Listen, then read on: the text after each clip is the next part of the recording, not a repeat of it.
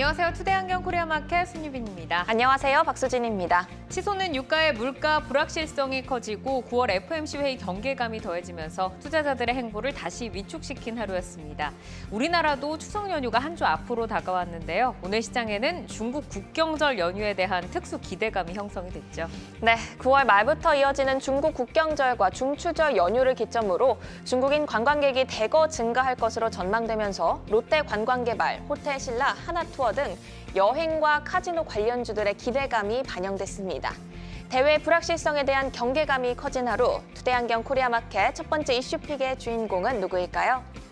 네, 지난 금요일 미국 우량 기술주 100개를 모아 만든 지수, 나스닥 100 지수가 급락을 했습니다. 엔비디아와 AMD, 마이크론 등 주요 반도체 기업이 모두 하락을 했는데요. 투데이안경 이슈픽 첫 번째, TSMC발 반도체 수요 둔화 우려입니다. 세계 최대 파운드리 업체인 TSMC가 공급업체 장비 납품을 연기 요청했다는 소식에 반도체 전망이 다시 어두워지고 있습니다. TSMC발 수요 둔화에 대한 우려에 지난 금요일 미국 필라델피아 반도체 지수가 3% 급락을 했는데요. 오늘 국내 반도체주들도 직격탄을 맞았죠. 네, 삼성전자가 2% 넘게 하락하면서 7만 원대를 다시 위협받았고요. SK하이닉스도 3% 가까운 동반 하락세로 마감했습니다. 이외에도 가온칩스, 이수페타시스, 제우스 등 주요 반도체 소부장주들도 함께 흔들리면서 대부분 약세를 기록했습니다. 반도체 이슈에 이은 투데이안경 이슈픽 두 번째 주제는요. 네, 투데이안경 이슈픽 두 번째, 그리스 선주 최대 60척 발주입니다. 그리스 해운 재벌 피터 리바노스가 최대 60척에 달하는 대형 액화 이산화탄소 운반선을 발주할 계획입니다. 업계에서는 한화오션과 HD 현대중공업이 수주 기회를 얻을 수 있을 것이다라는 분석이 나오고 있는데요. 한화오션은 관련 운반선의 공동 프로젝트를 진행하고 있고 HD 현대중공업은 지난 7월에 건조 계약 체결 이력이 있습니다. 오늘 종목별 흐름은 어땠나요? 네, 조선주 연내 추가 수주 기대감이 상존해 있는 상황이지만 주가는 탄력을 회복하지 못하고 있습니다. 하나오션은 지난 금요일 반등을 이어가지 못하고 약보합으로 마감했습니다. 하지만 외국인의 러브콜이 이어지고 있는 점 주목해봐야겠습니다. HD 현대중공업 그리고 현대미포조선 등 주요 조선주들도 일제히 하락했는데요. 슈퍼사이클 호황에도 웃지 못하는 조선주, 추가 수주와 실적 이슈 잘 확인하시면서 탄력적으로 대응해 나가시길 바랍니다. 네, 투데이안경 이슈픽 종목, 반도체와 조선주 가운데서 뜨거운 관심을 받고 있는 이수페타시스와 가온칩스, 한화오션, 그리고 HD 현대중공업입니다. 자, 이 종목들 투자자 여러분 매수하셨나요? 매도하셨나요? 아니면 아직 고민하고 계신가요? 종목들의 최적화된 매매 타이밍을 포착해보는 매도의 기술, 지금부터 시작합니다.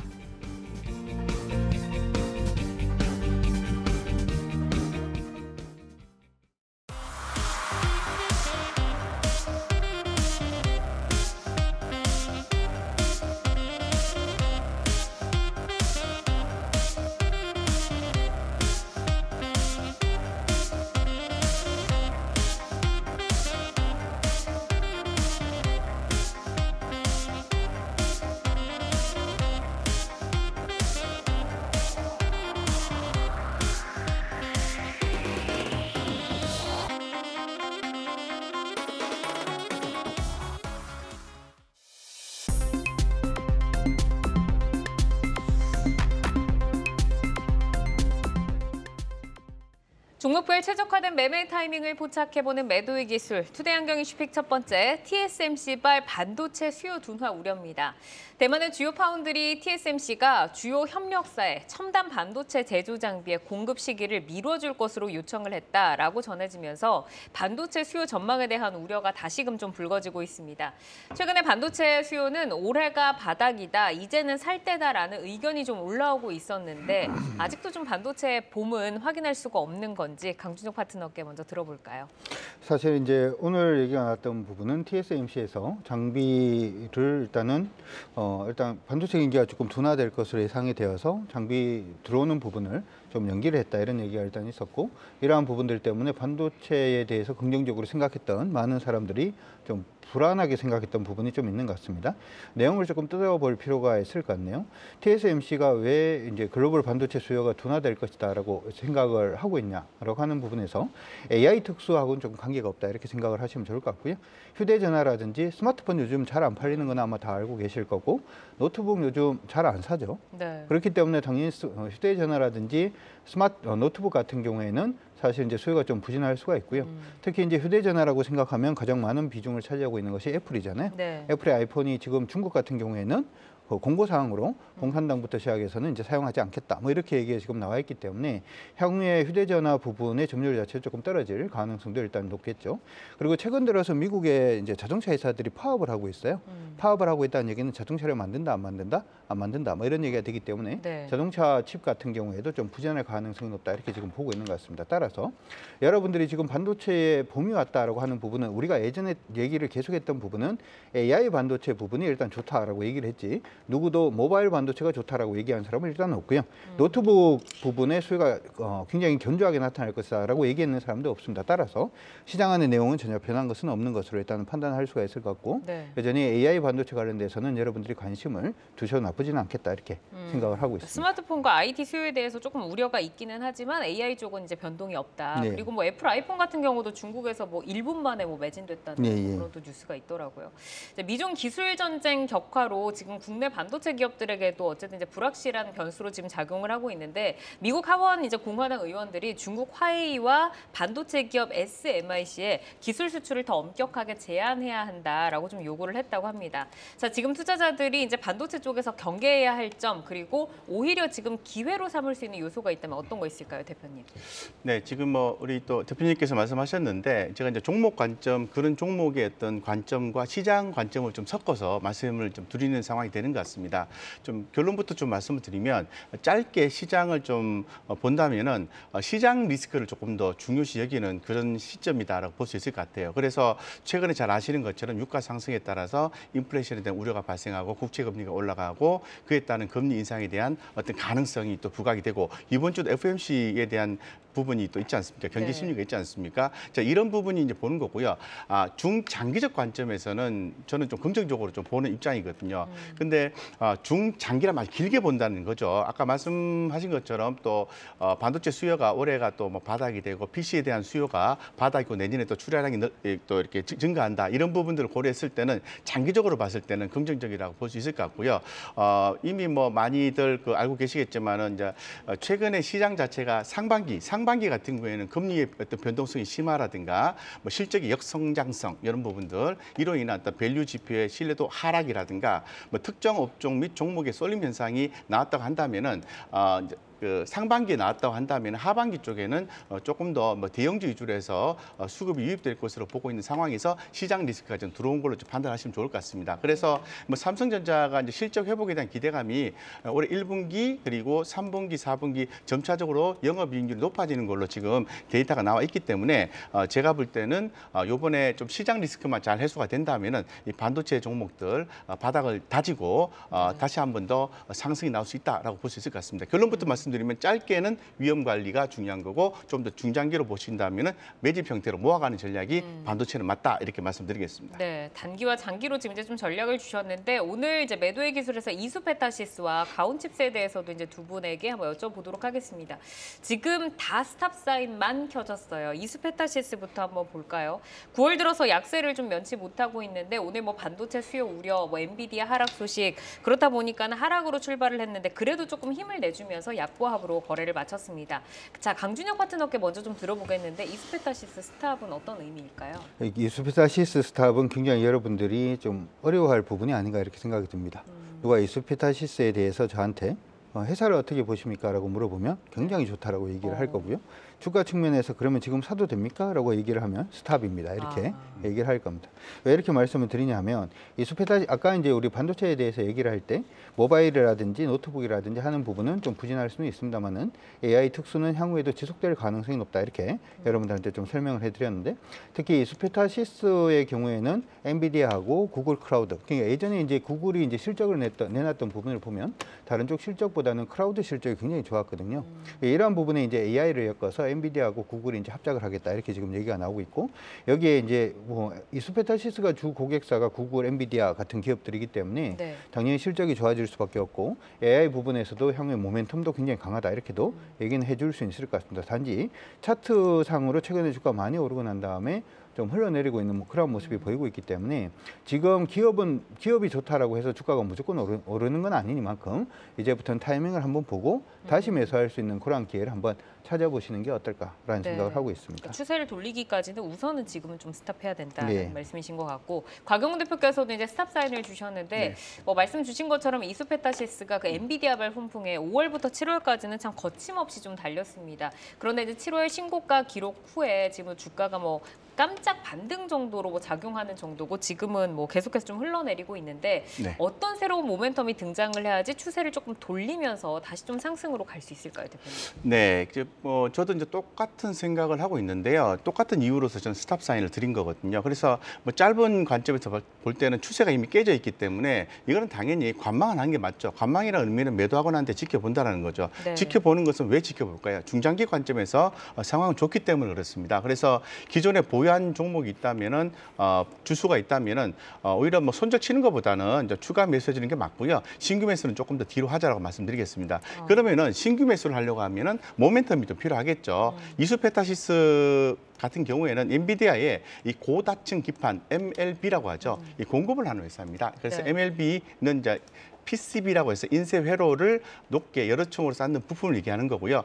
18층, 24층 이상 고다층을 분류하고 있는데요. 이수페타시스는 18층 이상 쌓는 기술력을 보유를 하고 있습니다. 그래서 향후에 반도체 업황 전반적으로 나아지는 경우가 나오고 다시 한 번 더 엔비디아가 지금 주가 좀 많이 빠졌지 않습니까? 근데 엔비디아가 지금 가격 대비해서 100%나 더 주가 올라갈 수 있다라고 얘기하는 거니까 제가 볼 때는 엔비디아 주가가 상승이 나올 때 반도체 전반적으로 훈풍이 불면서 이수페타시스 올라갈 수밖에 없다라고 말씀드리겠습니다. 그때를 좀 기다리시면 좋을 것 같습니다. 알겠습니다. 엔비디아를 좀 보면서 쫓아가야 된다라고 말씀 주셨는데 이수페타시스가 이제 4만 원대를 찍었다가 그 고점 대비해서는 지금 30% 넘게 하락을 했는데 곽영훈 대표께서는 지금 뭐 홀딩하면서 추가 매수, 신규 진입은 조금 자제라고 좀 말씀을 하셨잖아요. 네. 그러면은 이제 강준혁 파트너께서는 어떤 전략으로 좀 대응해야 된다라고 보세요? 이수페타시스는 만약에 지금 제가 주요한 가격으로 지금 보고 있는 쪽은 26,850원 정도가 됩니다.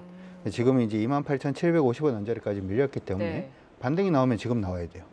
예를 들어서 이 가격권이 깨지기 시작을 하면 조금 더 아래쪽으로 좀 큰 폭으로 밀리지 않을까 이렇게 생각이 들고요. 네. 반등에 성공하는 경우에는 33,000원 언저리까지는 반등이 가능할 거로 보이니까 일단은 지금 모멘텀이라든지 하는 부분은 내려놓으시고 박스권으로 움직일 수 있는지 없는지만 일단 체크하시고 박스권으로 움직인다면 목표가 33,000원 정도 보시고 대응을 해주시고 만약에 이번 밀림에 있어서 27,600원까지 깨지는 모습을 보이면 조금 더 시간이 걸릴 수 있겠다. 매수 타이밍 올 때까지는 조금 더 시간이 걸릴 수 있겠다라고 생각하시고 대응하시는 게 좋을 것 같습니다. 네, 알겠습니다. 우선은 좀 박스권에서 움직일 것 같다라고 말씀을 주셨고 이어서 가온칩스도 보도록 하겠습니다.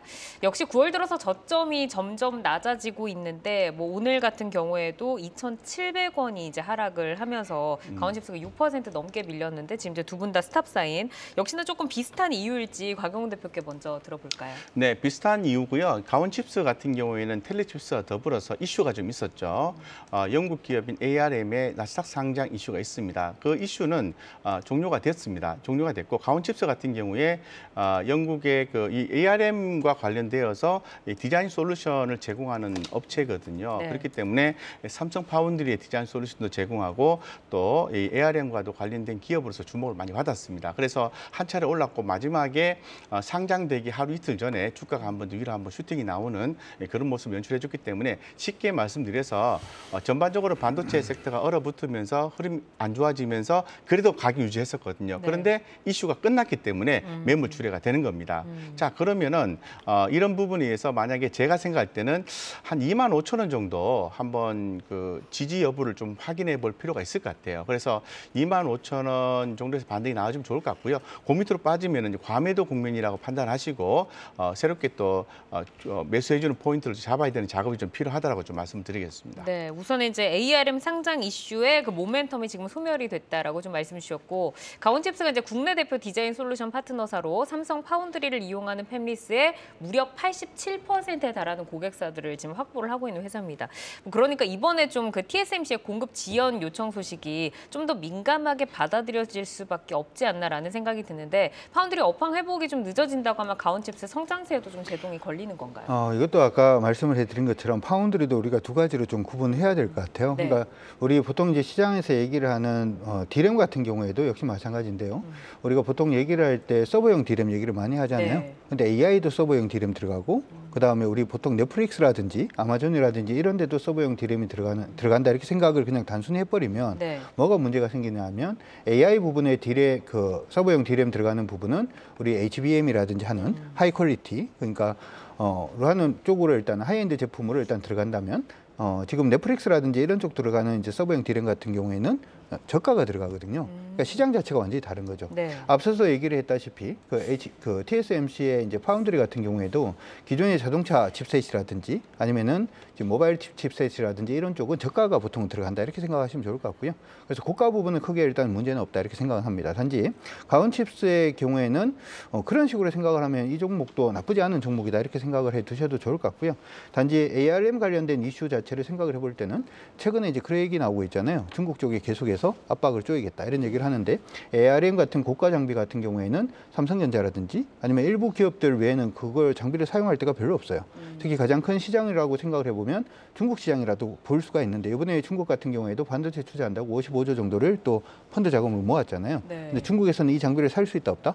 못 사잖아요. 그럼 못 산다라고 생각을 하면 ARM 관련된 모멘텀으로 여러분들이 그것 때문에 지금 빠지고는 있는데 그쪽으로 일단 보시기보다는 아까 얘기했던 삼성 파운드리라든지 그쪽은 모멘텀이 살아있다 이렇게 생각하시고 봐주시는 게 저는 어떨까 싶습니다. 그러니까 지금 안 좋은 뉴스에 너무 시장이 쏠려 있는데 오히려 좀 장기적인 흐름을 네. 봐야 된다라고 좀 말씀을 주셨고, 가온칩스가 이제 뭐 랠리를 한참 보였었기 때문에 7월 랠리 구간에서 좀 뒤늦게 참여하신 분들은 사실 이제 지금 이 순간에 좀 더 떨어지기 전에 그냥 나와야 할까 하는 생각도 들 것 같고, 또 뭐 대표님 말씀 주신 대로 좀 중장기적으로 생각을 하자, 갖고 있을까 뭐 이런 뭐 고민들 하실 텐데 여기서 좀 어떤 전략을 짜가야 할지 곽영훈 대표께서는 어떻게 보세요? 네, 뭐 장기적 성장성 측면에서는 저도 뭐 100% 공감을 하고 있고요. 조금 더 기술적으로 한번 접근을 해보겠습니다. 네. 주가가 이제 45,000원대 이하로 좀 무너지면서 약세로 좀 진행이 되고 있잖아요.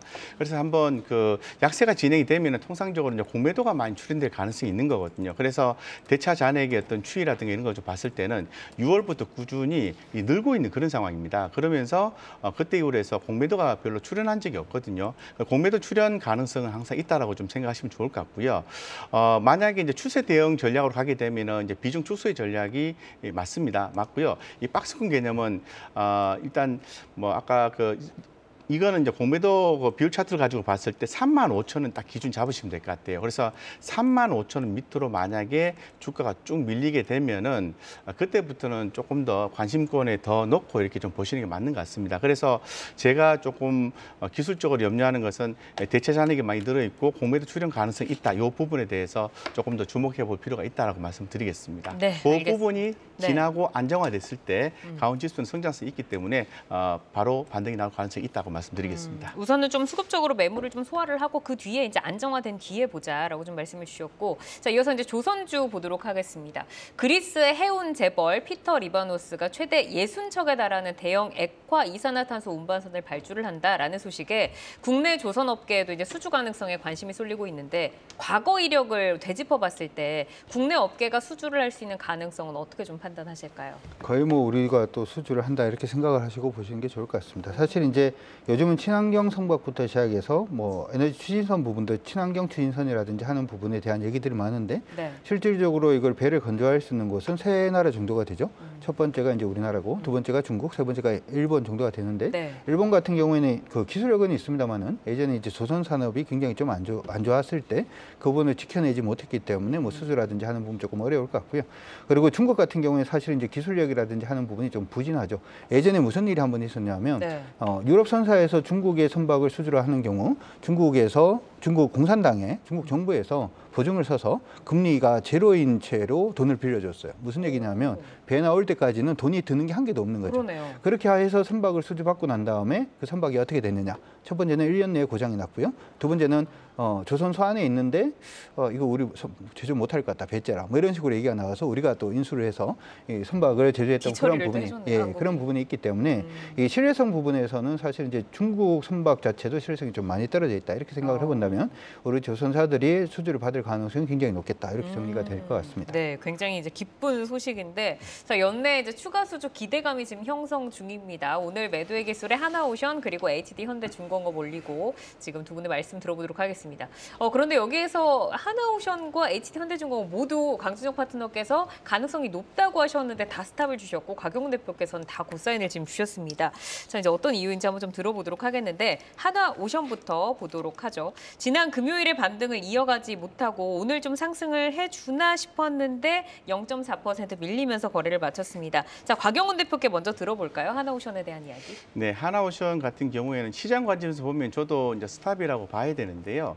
아까 이제 반도체나 이런 종목들 같은 경우에는 많이 올랐다가 지금 빠지고 있는 과정이고, 지금 조선주 같은 경우에는 이제 바닥권에서 어느 정도 바닥을 다지고 반등해주는 그런 모습을 보여주고 있기 때문에 네. 좀 큰 그림으로 좀 보자라는 취지에서 봤을 때는 짧게는 아닙니다. 짧게는 네네. 당연히 스탑이고요. 큰 그림으로 봤을 때는 새로운 국면을 맞이할 수 있다는 거죠. 뭐 잘 아시는 것처럼 대우조선해양이 45년 만에 대우에서 벗어나서 하나그룹으로 들어갔지 않습니까? 네. 사명도 하나오션으로 바뀌었습니다. 그래서 하나그룹과 방산이라든가 에너지 분야에서 시너지가 창출이 기대가 되는 거죠. 그래서 출범 이후에 신용평가 업계에서요, 하나오션에 대해서 신용등급 상향 조정을 했습니다. 그래서 이게 상당히 고무적인 현상이거든요. 그래서 지금 뭐 몇 가지 이슈가 있기 때문에 하나오션이 단기간 내에 위로 쭉쭉쭉 올라갈 가능성은 낮은데요. 네. 아주 긴 관점으로 봤을 때는 알겠습니다. 조금씩 모아가셔도 좋겠다 이렇게 취지에서 말씀을 드리는 겁니다. 바닥권이라고 하셨는데 이제 121선에 지금 좀 맞물려 있습니다. 강준혁 파트너께서는 우리가 좀 수주할 가능성 높다라고 하셨는데 네. 우선 스탑 주셨어요. 이유가 뭘까요? 수주만 있는 게 아니고 하나오션은 방산 부분에도 굉장히 좀 큰 모멘텀이 있고 네. 이리 뜯어보고 저리 뜯어봐도 굉장히 좋은 기업이고 굉장히 탐나는 기업인데 그러면 이제 중요한 것은 타이밍이 지금이냐라고 하는 부분이 있겠죠. 사람이 굉장히 좋은 사람인데 이 사람을 지금 당장 대치를 할 거냐 그런 부분에서 역시나 기업은 오케이인데 지금 매수는 매수 스탑이네요. 타이밍은 일단 아니다 이렇게 생각을 하는 거고 특히나 이제 우리 종합주가 지수 전체적인 움직임 자체도 그다지 긍정적이지가 않기 때문에 제가 지금 시장에서는 여러분들이 종목을 신규로 접근을 한다든지 하는 부분보다는 대부분 종목군들을 약간 조금 현금화하는 부분으로 여러분들이 봐주시면 어떨까라는 생각에 네. 일단 하나오션도 역시 마찬가지 스탑 사인을 일단 드렸습니다. 그럼 파트너님, 그러니까 하나오션의 이제 수주 가능성이라던가 수주를 하게 되면은 기대할 수 있는 효과는 어떤 것들이 있어요? 일단 사실 이제 예전에 하나오션에 대해서도 그런 얘기들이 굉장히 많았는데요.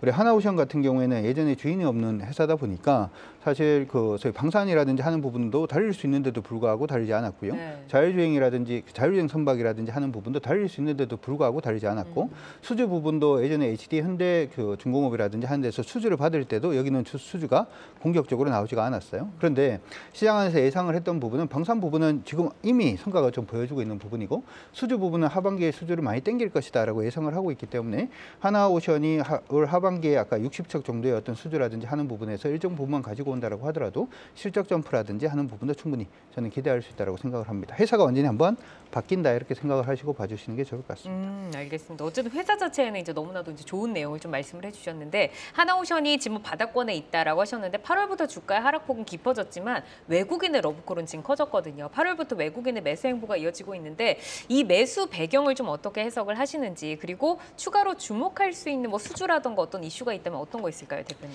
네, 아무래도 이제 수주에 대한 모멘텀이 상당히 조선주 쪽에서는 중요한 것 같습니다. 그래서 하나오션 올해 뭐 수주 목표가 한 16% 어느 정도가 달성된 걸로 제가 알고 있는데요.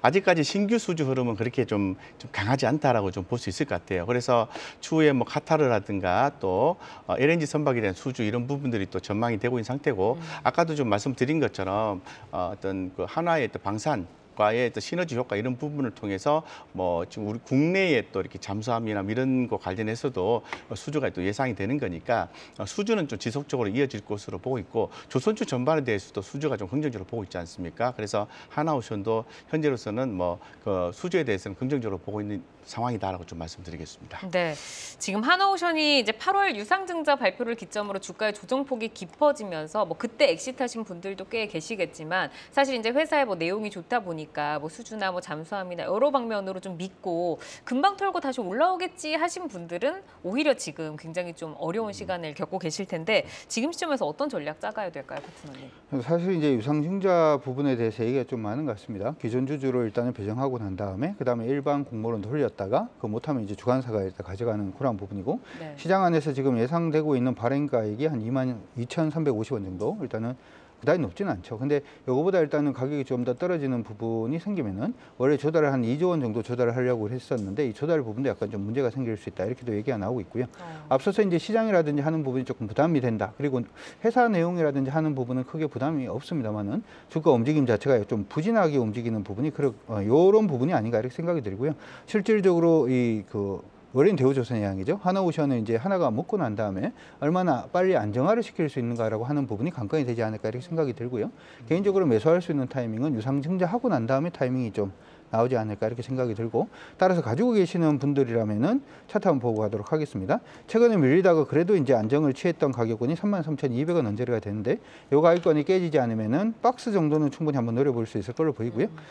박스로 만약에 가지 못하고 깨지는 경우에는 물량 좀 줄여야 될 걸로 보이고 상승하는 경우에는 4만 원 돌파 여부 체크하시고 4만 원 돌파 못하면 그때도 조금 줄이시는 게 좋을 것 같습니다. 네, 알겠습니다.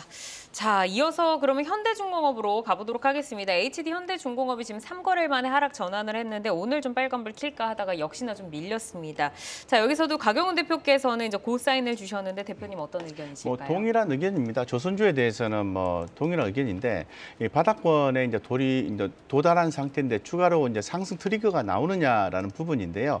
사실 최근에 그 클락슨이 집계한 우리 동사의 수주 잔고를 봤을 때 2021년 대비해서 꾸준히 좀 증가하는 모습이 좀 나오고 있는 상태거든요. 그래서 실적 개선폭이 시간이 갈수록 다른 조선사에 비해서는 더 좋을 것이다라고 좀 보고 있습니다. 그래서 좀 그렇게 좀 보여지고요.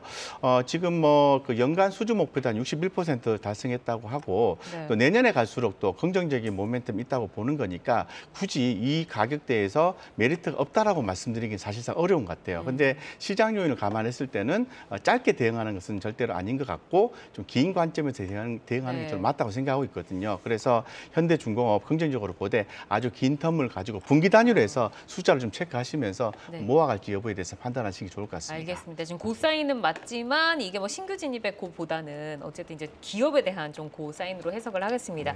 이제 강준혁 파트너께서는 HD 현대중공업도 지금 스탑을 주셨는데 하나오션 뭐 둘 다 지금 다 스탑이잖아요. 그러면 조선주 전체적으로 지금 뭐 기술적으로는 좀 들어갈 자리가 아니다라고 보시는 걸까요? 네, 저도 기업으로 보면 다 고인데. 그러니까 비슷한 의견이 네, 있는 거죠. 일단은 조선주는 어느 정도 가격이 조정을 받아주는 모습이 보이면 반드시 여러분들이 봐야 되는 그러한 종목이 아닌가 이렇게 생각이 들고요. 얼마 전에 이런 얘기가 지금 나오고 있어요. 지금부터 시작을 해서 이제 탄소 국경세 관련된 얘기가 저는 개인적으로 올 하반기로 가면 갈수록 얘기가 좀 많이 나올 것 같고 네. 이전에 이제 원래 LNG를 떼던 독일의 제철소가 요즘 수소로 지금 에너지원을 바꾸겠다 이렇게도 지금 얘기가 나오고 있거든요. 근데 왜 이 말씀을 드리냐면 HD 현대중공업 같은 경우에 이쪽에 좀 강점이 있습니다.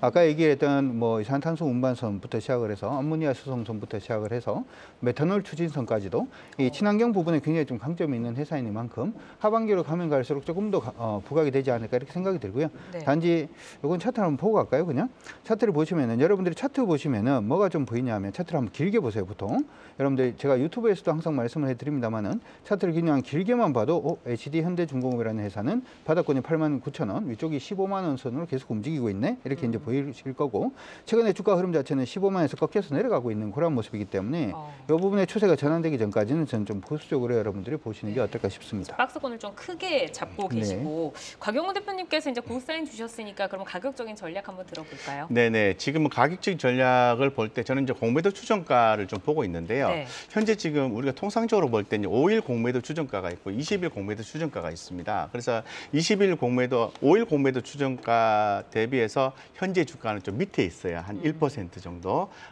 그렇다면 에너지가 하방으로 지금 작용하고 있고 20일 공매도 추정가가 12만 5,390원인데요. 요거보다는 지금 쇼커버 계리율이 한 1.34 정도 되거든요. 딱 기로에 있는 상태입니다. 그래서 만약에 내일 12만 5,390 밑으로 주가 훅 빠진다면은 주가는 한 단계 더 밑으로 또 빠질 수가 있다라는 말씀을 좀 드릴 수밖에 없는 것 같아요. 그래서 공매도 추정가를 기준해서 판단해 보시고 하면 좋을 것 같습니다.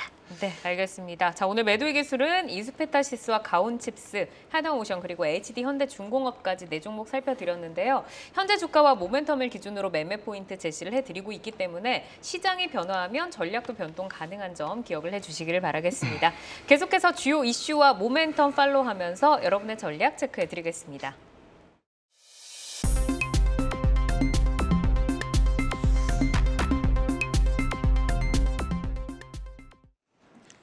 장 마감 후 4시부터 6시까지 진행되는 시간의 투자리그, 시간의 거래 동향 만나보는 이 시각 시간의 단일가입니다. 정규장 마감 후 오후 4시부터 6시까지 10분 단위로 시간의 단일가 거래가 이뤄지는데요. 시간의 주요 종목 등락률 실시간으로 생생하게 전달해 드리겠습니다. 그럼 이 시각 시간의 단일가 코스피 상승률 상위부터 함께 체크해 보겠습니다.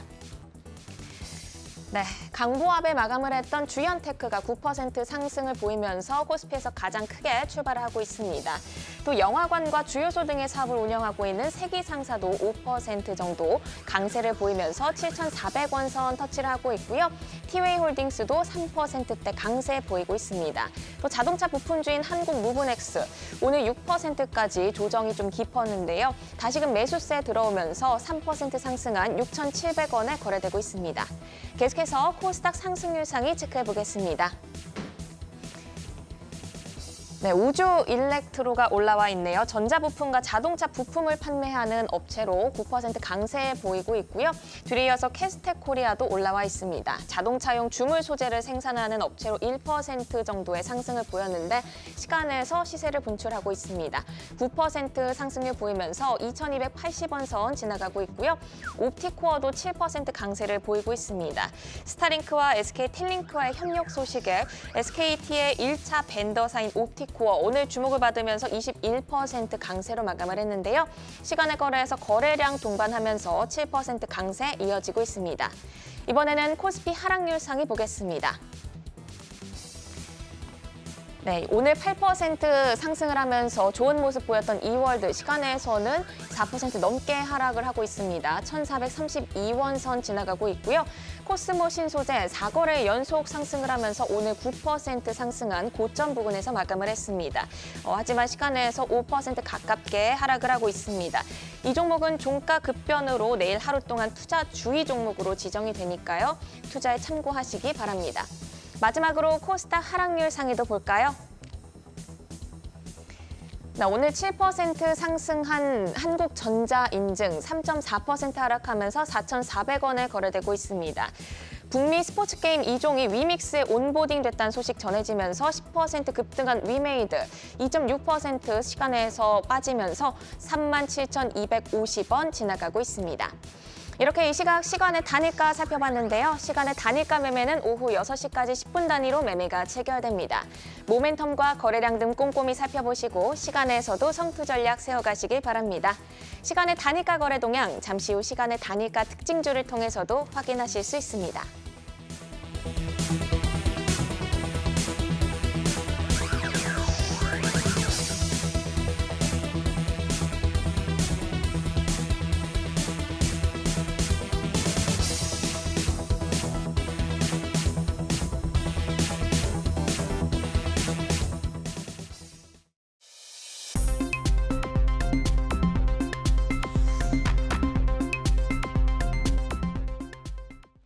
다양하게 바닥에 부각되는 이슈와 모멘텀 속에서 연속성 있는 재료로 우상향할 주인공 누가 될까요? 주도주로 떠오르게 될 종목을 미리 만나보는 라이징 스탁입니다. 자, 지난 라이징 스탁의 수익률 베스트 종목 먼저 확인해 보도록 하겠습니다. 곽영훈 대표의 종목 8월 28일 라이징 스탁이었던 루닛입니다. 목표가 20만 원을 돌파를 하면서 수익률 22.5%를 기록을 했습니다.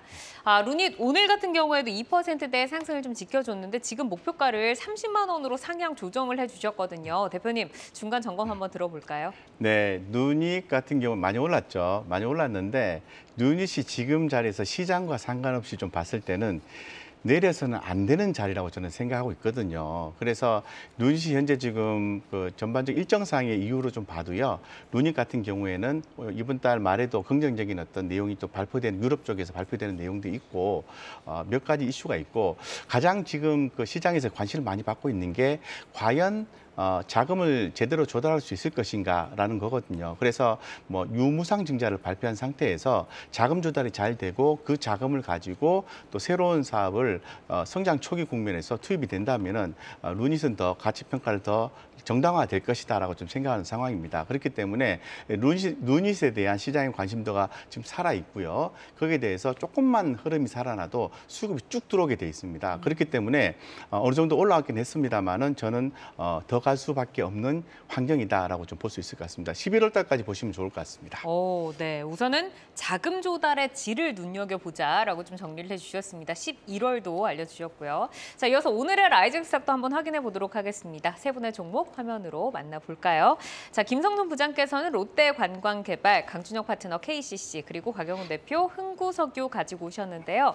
김성준 부장의 롯데관광개발부터 보도록 하겠습니다. 라이징 포인트 먼저 소개해 주시죠. 네, 중국 단체 관광 재개가 없이도 3분기 흑자 전환이 기대가 되고요. 제주도에 도착하는 국제선 항공 편수가 월간 400여 편 수준까지 증가하면서 중국 국경결 특수와 함께 4분기 실적까지도 기대되는 종목입니다. 네, 참 리오프닝 관련주들 오래오래 쉬었었는데 이제는 3분기 흑자 전환까지 그리고 국경절 특수 효과까지 좀 짚어주셨는데 앞으로 얼마나 좀 성장을 해 나갈 수 있을까요? 예, 사실 중국인 단체 관광 허가가 지난 8월 10일에 발표가 됐었죠. 실질적으로 여행 준비 기간 등을 고려해 봤을 때는 지금 3분기보다는 4분기에 보다 더 본격화된 그런 흐름이 나타날 것으로 기대가 되는데요. 이미 지난 6월 달에 카지노 매출액을 보면은 102억 정도에서 7월에 201억까지 크게 늘었었고요. 8월에는 다소 주춤했습니다만은 같은 기간에 호텔 관련된 매출은 점진적으로 증가하고 있는 그런 모습 보여주고 있습니다. 예, 롯데관광개발은 제주도에 1,600여 개의 호텔 룸을 가지고 있는 상황인데요. 지난 이제 1월 1분기에는 대략 그 외국인 관광객 수가 한 10% 정도 세밖에 되지 않았는데요. 지난 8월 달에는 이제 60%대까지 올라왔습니다. 그러면 그렇기 때문에 외국인 관광객이 증가했다라는 소식은 역시 카지노 쪽으로도 유입될 수 있는 가능성들이 분명히 좀 존재하는 부분들이고 이런 것들이 지난 4분기에는 한 대략 그 카지노 드랍백이 이제 2,000억 대 한 중반 정도였는데요. 이제 이번 3분기부터는 한 5천억까지 올라올 수 있고 또 내년에는 분기당 한 7, 8천억까지 올라갈 수 있기 때문에 실적이 본격적으로 좋아질 수 있는 구간이다 이렇게 보시면 될 것 같습니다. 제주도 이제 하얏트 호텔에 뭐 객실도 많고 지금 뭐 카지노도 잘 된다라고 하셨는데 가격이 참 좀 아쉬울 것 같은데 전략을 어떻게 좀 짜보면서 어디까지 올려다 볼까요? 예, 사실 뭐 롯데관광개발은 참 15,000원 오늘 종가가 상당히 좀 중요한 과거에도 좀 자리를 좀 했었는데요. 물론 이제 이 선을 과연 넘어설 수 있을지 여부 좀 봐야 될 것 같은데 최근에 공매도가 상당히 많았습니다만은 일단 이제 좋아질 흐름을 그런 실적 흐름을 감안해 봤을 때는 그래도 저는 돌파 가능성이 좀 있다라고 보여지고요. 최근에 뭐 장이 조금 뭐 부진하기 때문에 목표 주가는 일단 17,000원으로 짧게 직전 고점보다 조금 낮은 가격으로 일단 제시를 해드리도록 하겠고요. 현재 가격은 13,300원 말씀드리겠습니다. 네, 내일 어떻게 이제 움직이는지 좀 눈여겨 보도록 하고 강준혁 파트너의 라이징 스타 KCC 보도록 하겠습니다. 라이징 포인트와 성장 스토리 한꺼번에 들어볼까요? 네, 최근 이제 우리 KCC 같은 경우에는 보통 이제 우리가 건자재라든지 하는 부분을 많이 생각을 합니다만은 최근에 주가 하락했던 부분에 실리콘 가격이 좀 많이 하락을 해서 그런 부분이 조금 부담이 되었다 이렇게 말씀을 좀 드릴 수 있을 것 같습니다. 단지 이제 이 실리콘 가격이 최근 들어서 중국 쪽에서 좀 급등하는 그런 모습들도 일단은 보여주고 있는 모습이 나타나고 있고요. 그리고 요즘 화재라든지 하는 부분 많이 생기지 않습니까? 네. 그러다 보니까 이제 건자재라든지 하는 부분도 일단 나쁘지 않은 그러한 흐름들 일단 보여주고 있고 이러한 부분에서 기관들 매수가 좀 유입이 되고 있기 때문에 여러분들 좀 관심을 가져두시는 것도 나쁘지 않을 것 같습니다. 네, KCC가 이제 주가가 지금 7거래일 연속 상승세입니다. 오늘 이제 좀 올라섰는데 가격 부담 없이 지금 좀 접근을 해봐도 좋을까요? 네, 일단은 여러분들이 주식을 보실 때는 항상 주가가 어느 정도의 위치에 있는지 단순히 오늘 많이 올랐다 적게 올랐다라고 판단하시기보다는 어느 정도의 위치에 있는지 보시는 게 좋을 것 같은데요. KCC 같은 경우에는 이전 계속 꾸준히 하락하다가 이제 좀 상방으로 전환되려고 하는 초기 국면에 있다 이렇게 지금 판단을 하고 있고요. 목표는 단기적으로 한 32만 원 정도까지 일단 충분히 가능할 거로 보이니까 참고하시고 손절 가격은 24만 4천 원 제시해 드리도록 하겠습니다. 네, 알겠습니다. 자, 이어서 곽영훈 대표의 라이징스타 흥구석유 보도록 하겠습니다. 유가가 하늘 높은 줄 모르고 지금 오르고 있는데 라이징 포인트와 성장 스토리 한꺼번에 들어볼까요? 네, 오늘 제가 말씀드린 스토리는 이제 종목 관점이 아닌 시장 관점에서 리스크 관리하자 이렇게 말씀드리고 있거든요. 즉 쉽게 말씀드려서 최근에 그 시장의 변동성을 주는 요인이 유가인 거죠. 자, 유가가 올라가면은 유가 관련된 종목은 올라가겠지만은 다른 IT 관련 종목은 떨어지게 되는 거죠. 그래서 좀 해지성 개념으로 해서 흥구석유를 편입을 하자라는 거거든요. 그러니까 테마성 종목으로 보는 게 아니라 해지성, 즉 이 변동성이 큰 종목을 20% 정도 담아놓으면은 다른 종목이 빠질 때 유가로 인해서 변동성이 위로 나올 때, 그죠? 위로 나올 때는 수익이 될 거고 아래로 나오면은 또 나머지 80%의 종목들이 또 상승할 거니까 서로 이렇게 어려운 시장을 같이 이렇게 넘어갈 수 있게 되는 네. 거죠. 그래서 해지성으로 보시면 될 것 같고요. 이거 말고도 요소수도 있고요. 철강도 있고 네옴시트도 있는데 저는 유가를 좀 보고 있습니다. 유가는 지금 뭐 90달러가 넘어서 100달러에 대한 또 우려감을 갖고 있지 않습니까? 그래서 결론적으로 말씀드리면은 지금 뭐 그 미국이 그 베네수엘라라든가 이란에 대한 어떤 제재를 풀지 않으면은 유가는 수요 측면에서는 그죠 있는데 또 감산에 대한 얘기가 나오는 거니까 더 올라갈 수밖에 없는 것 같습니다. 그래서 어려운 시장에서 해지성 개념으로 해서 20% 정도는 베타가 큰 흥구석유를 편입하자 이렇게 말씀드리겠습니다. 네, 알겠습니다. 자, 오늘 라이징 스탁은 김성준 부장의 롯데관광개발, 강준혁 파트너의 KCC, 그리고 곽영훈 대표의 흥구석유까지 만나봤습니다. 내용 잘 참고를 해보시기를 바라고요. 함께해 주신 강준혁 와운의 파트너, 곽영훈 주식투자연구소 대표 여기서 인사드리겠습니다. 고맙습니다. 고맙습니다.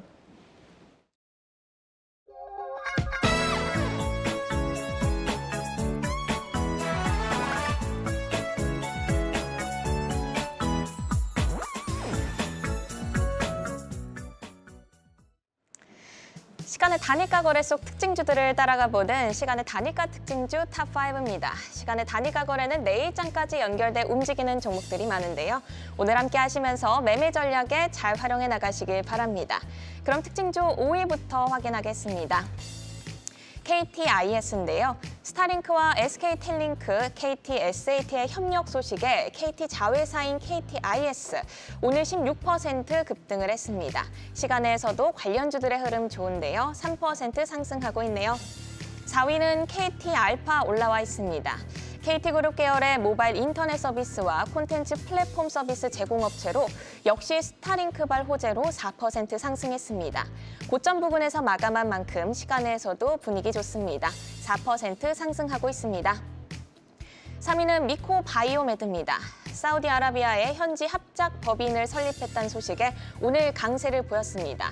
사우디 측은 현장에서 빠르고 효과적인 진단과 치료를 제공할 수 있는 미코 바이오메드 현장 진단 기술에 주목을 했는데요. 어제 상한가, 오늘도 장중 상한가 터치했지만 윗골이 길게 달면서 10% 상승으로 마감을 했습니다. 매수세 시간에서도 이어지고 있습니다. 1.7% 상승하고 있습니다. 2위는 태경 BK입니다. 오랜만에 흑연 관련주가 시간의 거래 특징주에 이름을 올렸습니다.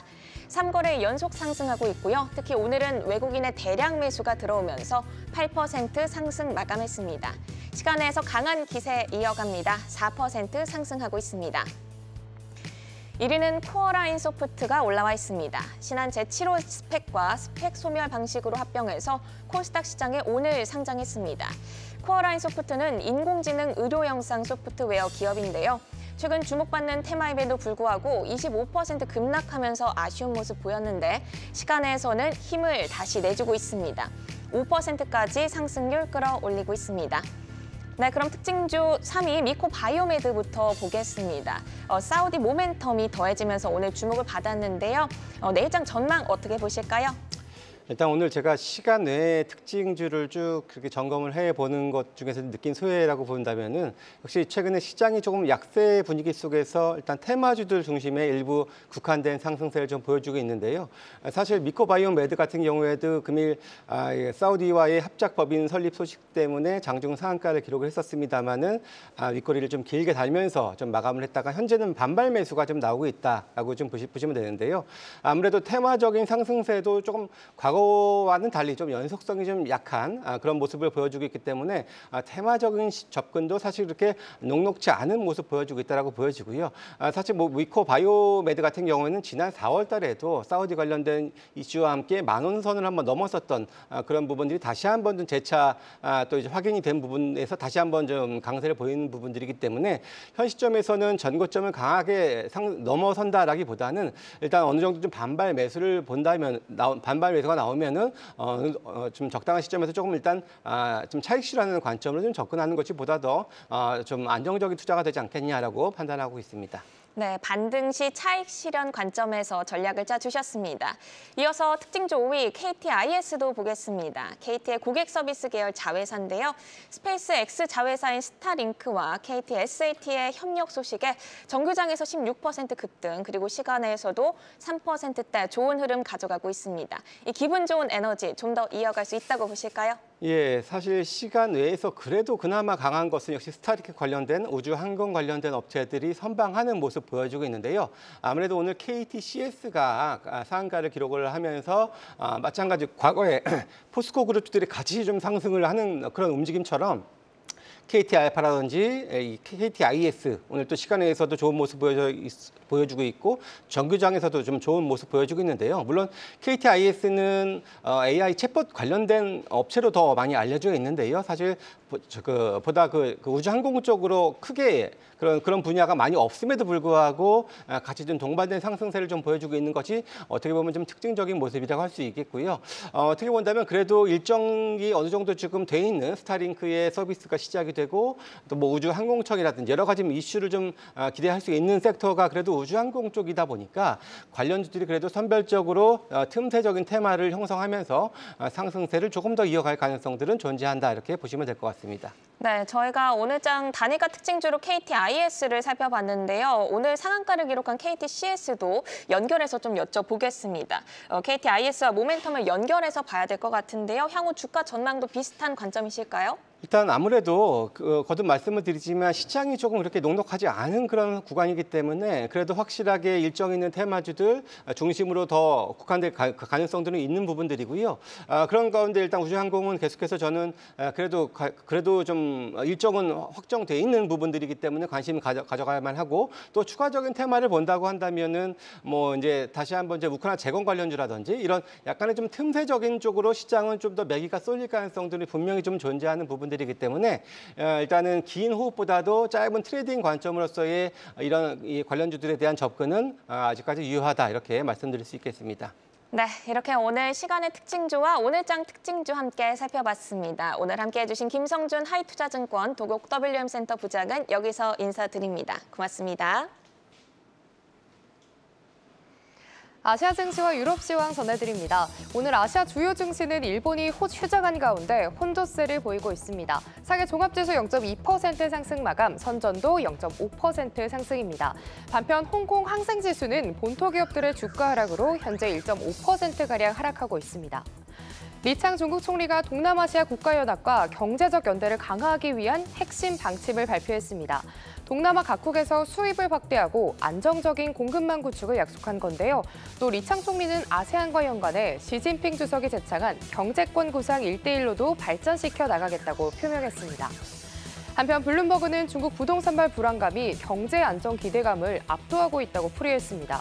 중국 부동산 개발업체 커플리가든이 오늘 달러채 이자 상한과 위완화 채권에 대한 상환 연장 투표를 앞두고 홍콩 증시에서 2% 가까운 급락세를 보였습니다.